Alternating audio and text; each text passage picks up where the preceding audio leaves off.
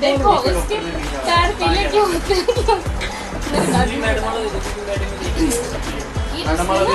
शादी जाते हैं मोर से पैर उधार मारते हैं। किसकी शादी में?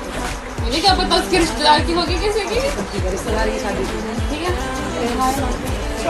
मोर में वापस मारते तो पैर की जगह जूते भी तो उधार मांग सकता था, जूते क्यों नहीं मांग रहे उधार? टाइम पे होते जूते नहीं होते थे उस टाइम पे। मेरे दादी के टाइम पे तेरे दादी के सेंस की उम्र नहीं था।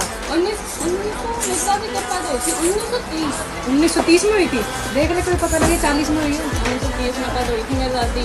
अभी तो गई है पिछले साल। पिछले साल गई है? बहुत ज़्यादा जी गई यार। कितनी एज की हो गई? 100। क्या खिलाते थे तुम उनको? मैं तो खाना ही खिलाऊंगी। फिर और बाकी चीज़ें चुरा चुरा के खुद ही खा लेती थी जिंदगी बढ़ाने मैं बोलूँगी खिलाती